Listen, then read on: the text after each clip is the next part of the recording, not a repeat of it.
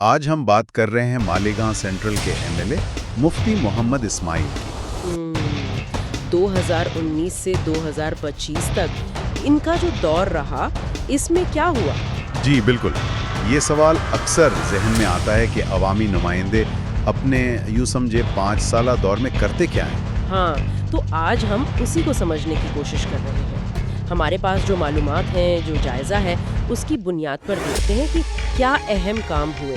سب سے پہلے وہ گھروں کا مسئلہ، گھر کل یوجنا کا ذکر ہے، یہ کیا تھا؟ جی، یہ ایک بڑی اسکیم تھی۔ مفتی صاحب نے منتخب ہونے کے فوراً بعد اس کا اعلان کیا تھا۔ 11,520 فلیٹس کا منصوبہ تھا۔ 11,000؟ یہ تو بہت بڑی تعداد ہے۔ تو کتنے بن گئے اس میں سے؟ جو تازہ معلومات ہیں اس کے مطابق تقریباً آدھے، یعنی آپ کہہ لیں 5,760 کے قریب فلیٹس مکمل ہو چکے ہیں۔ اچھا، تو مطلب ہزاروں خاندانوں کو پکے مکان مل گئے یا ملنے والے ہیں؟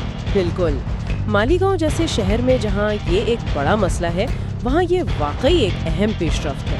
صحیح۔ اچھا، گھروں کے علاوہ دوسری بنیادی ضرورتیں جیسے پانی، بجلی، مالیگاؤں میں یہ مسائل تو پرانے ہیں۔ ہاں بالکل پرانے ہیں۔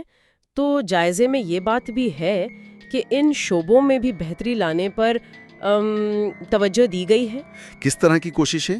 کچھ اندازہ ہے؟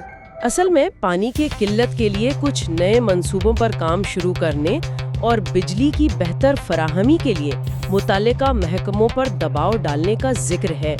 یہ وہ چیزیں ہیں جن کا اثر روزمرہ زندگی پر پڑتا ہے۔ ٹھیک۔ اور اس کے علاوہ 2 فلائی اوورز اور 2 انجینئرنگ کالجوں کی منظوری کے لیے بھی حکومت سے مطالبہ کیا گیا ہے۔ فلائی اوورز اور انجینئرنگ کالج، یہ تو شہر کی ترقی کے لیے اہم چیزیں ہیں۔ جی بالکل، یہ ایک طرح سے مستقبل کی منصوبہ بندی کو ظاہر کرتا ہے کہ شہر کی ضروریات کیا ہیں۔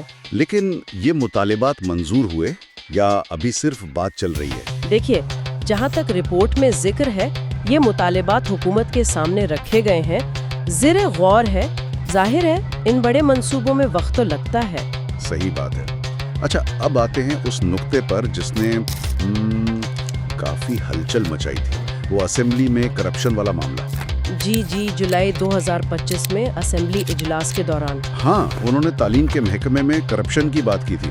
مجھے یاد ہے انہوں نے کہا تھا کہ تعلیم محکمے میں جعلی اساتذہ بھرتی کیے جا رہے ہیں، کروڑوں کا گھوٹالہ ہو رہا ہے۔ یہ تو بہت بڑا الزام تھا۔ بالکل، بہت سنگین الزام تھا اور اس کا فوری اثر بھی ہوا۔ ان کے مطالبے پر حکومت نے ایک خصوصی تحقیقاتی ٹیم یعنی SIT قائم کر دی۔ اچھا، SIT بن گئی؟ جی ہاں، اور وہ ٹیم اب اس پورے معاملے کی تفتیش کر رہی ہے۔ یہ بہت اہم قدم تھا، مطلب احتساب کے حوالے سے۔ واقعی یہ دکھاتا ہے کہ اسمبلی میں آواز اٹھانے کا اثر ہو سکتا ہے۔ بالکل، اگر ٹھوس بنیاد پر بات کی جائے تو ایک رکن اسمبلی بھی نظام کو حرکت میں لا سکتا ہے۔ اب ذرا ایک مختلف پہلو دیکھتے ہیں، سماجی ہم آہنگی۔ مالیگاؤں کا ماضی خاص طور پر 2006 کے دھماکوں کے بعد تھوڑا سینسٹیو رہا ہے۔ جی بالکل، اور رپورٹ میں یہ بھی ہے کہ مفتی اسماعیل نے شہر میں امن اور بھائی چارہ قائم رکھنے کے لیے بھی کام کیا ہے۔ کس طرح کا کام؟ جیسے جمعیت العلماء ہند کے پلیٹ فارم سے مختلف مذاہب کے لوگوں کے درمیان ہم آہنگی کے پروگرام کروانا، مختلف کمیونٹیز کے لیڈروں کے ساتھ بیٹھانا، مشترکہ تقریبات کرنا۔ یہ بھی ایک اہم کام ہے شہر کے ماحول کے لیے۔ یقیناً، سماجی استحکام کے بغیر ترقی ممکن نہیں ہوتی۔ اور آخر میں ان کا اپنا سیاسی سفر۔ 2019 میں وہ NCP چھوڑ کر AIMIM میں آئے تھے نا؟ جی ہاں، الیکشن سے پہلے، اور وہ جیتے بھی۔ اب تو وہ مہاراشٹر اسمبلی میں AIMIM کے فلور لیڈر بھی ہیں۔ Floor leader? تو مطلب پارٹی کی نمائندگی کرتے ہیں اسمبلی میں؟ بالکل، اور اس حیثیت میں ان کا کردار اہم ہو جاتا ہے۔ پالیسیوں پر بحث کرنا، حکومت سے سوال کرنا۔ رپورٹ کے مطابق وہ اسمبلی میں کافی فعال رہے ہیں، خاص طور پر تعلیم اور دوسرے عوامی مسائل پر سوالات اٹھاتے رہے ہیں۔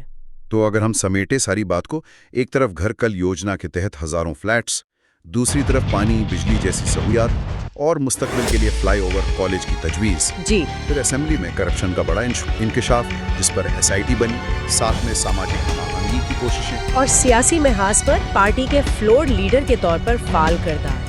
ہاں تو یہ ایک ملی جلی تصویر بنتی ہے. بالکل. دیکھیں سیاست صرف وعدے نہیں ہوتی، کارکردگی اور جواب دہی بھی اہم ہے. یہ جائزہ انہی کچھ پہلوؤں کو سامنے لاتا ہے. ہر کام کے اپنے اثرات ہوتے ہیں. یہاں ایک بات سوچنے کی ہے جو شاید سننے والے بھی سوچنا چاہیں کہ جب ایک منتخب نمائندہ اسمبلی میں کوئی سنجیدہ مسئلہ اٹھاتا ہے جیسے کرپشن کا الزام اور اس پر ایک تحقیقاتی کمیٹی SIT بن جاتی ہے تو یہ ہمارے جمہوری نظام میں قانون ساز اسمبلی میں ایک انفرادی رکن کے پاس کتنی طاقت یا اثر ہو سکتا ہے، اس بارے میں کیا بتاتا ہے.